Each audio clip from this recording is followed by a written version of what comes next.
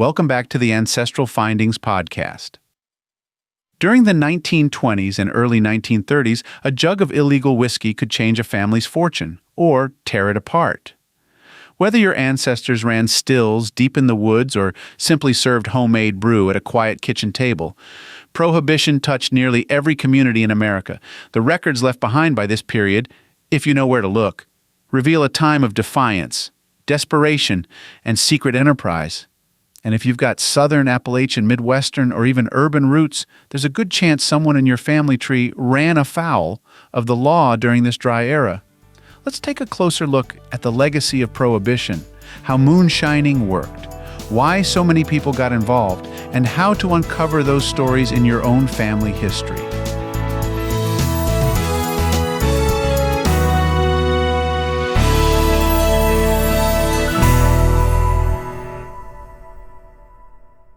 The 18th Amendment to the U.S. Constitution, enforced by the Volstead Act, made the manufacture, sale, and transport of alcohol illegal from 1920 until it was repealed in 1933.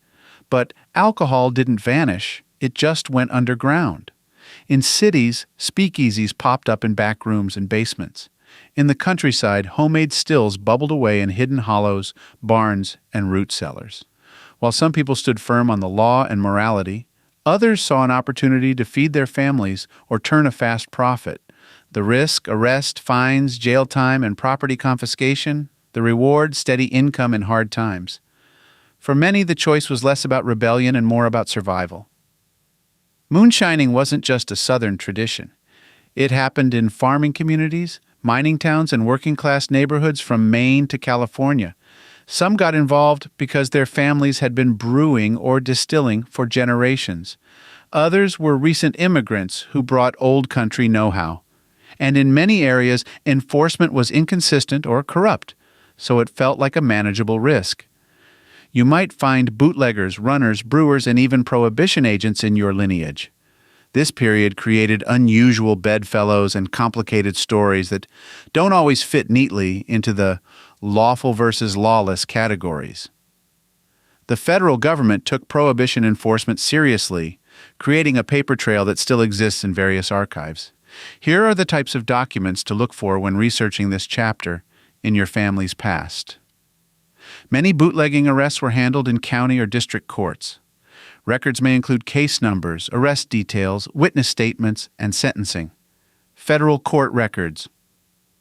Since alcohol laws were enforced federally, many cases ended up in U.S. district courts.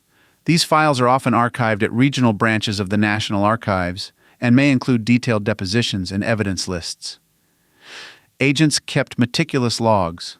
Some of these records survive, especially for larger busts. They might include still descriptions, confiscated goods, and names of those arrested. Local papers often publish the names of those caught running stills or transporting liquor. These stories can include exact locations, ages, occupations, and colorful commentary.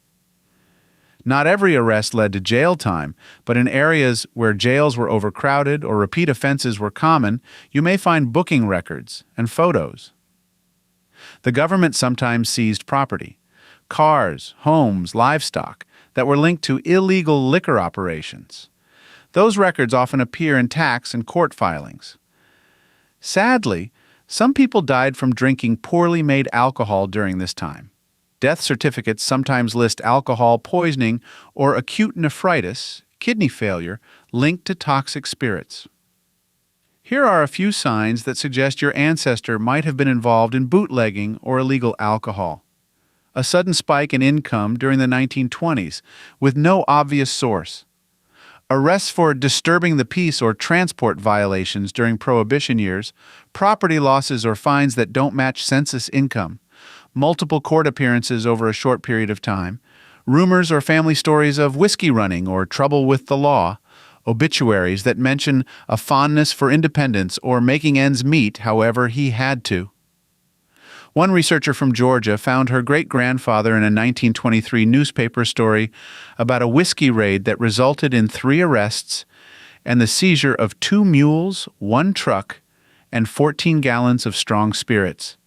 She had no idea he was involved until the clipping turned up.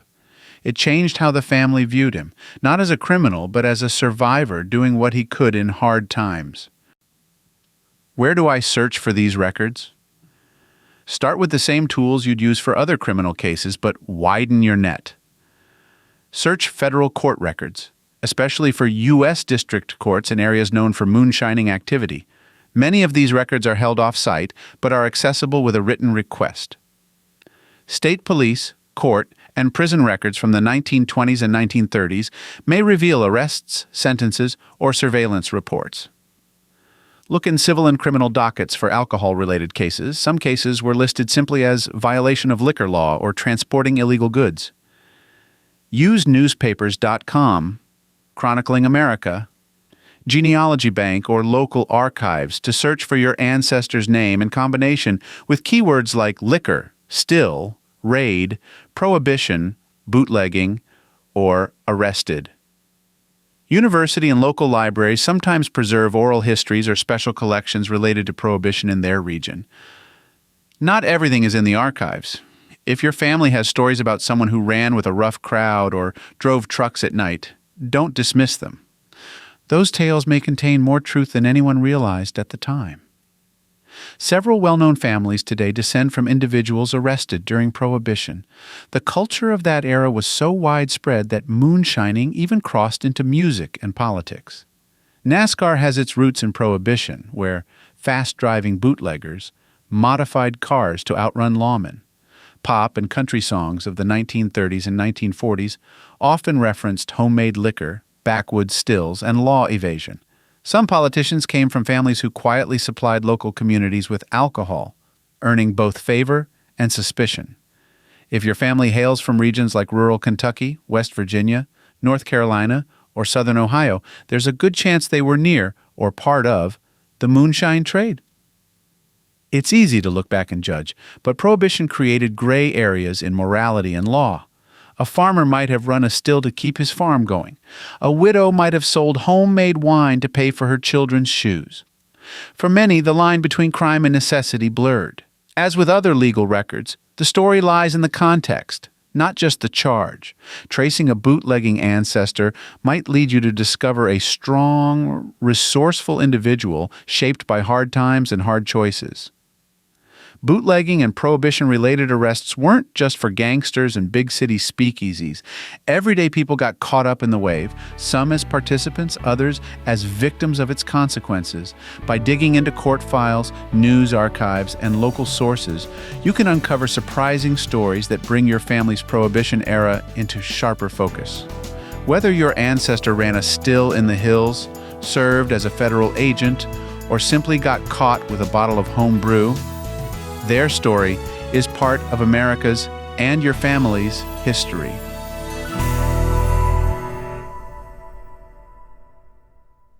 If you've got a hard-to-find ancestor you're stuck on, I'd love to hear about it. Just head over to ancestralfindings.com and click on Contact to send me a message. While you're there, take advantage of our free weekly genealogy lookups. Explore thousands of articles, and enjoy hundreds of podcast episodes. We've been helping family history researchers since 1995. And if you're looking for even more, check out our Genealogy Gold Q&A series over on Patreon. Thanks for listening, and as always, happy searching.